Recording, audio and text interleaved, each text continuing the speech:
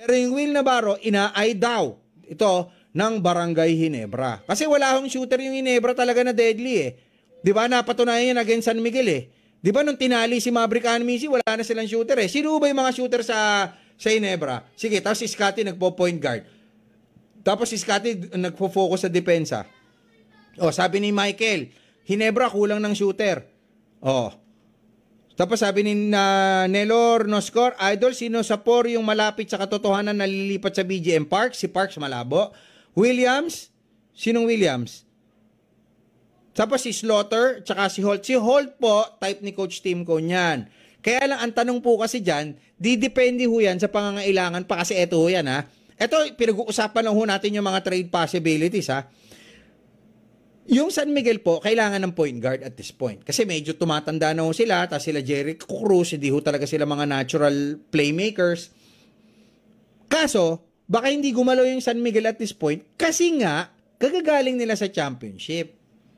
Di ba? So, hindi pa ho gagalaw yung San Miguel at this point. Okay? Pero depende ho sa magiging performance ng kanilang COP team dito po towards the latter part nito pong Philippine Cup. Doon ho magdi-decide yung San Miguel kung maggagalaw ho sila. Pero yung San Miguel ho, hindi po ito gagalaw at this point kasi nga, why will you rock the boat?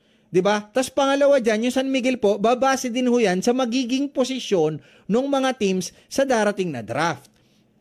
Diba? Doon nila i-address yung mga kailangan nila. Pero right now, sige, kayo ho ang tatanungin ko, ano ang kailangan ng San Miguel? O, diba kailangan nila ng gwardiya? Kailangan na rin nila, shooter ho kasi sa kanila. Ayan, no, sagana sila. Si Jericho Cruz, shooter yan eh. Diba? Siguro, another big man.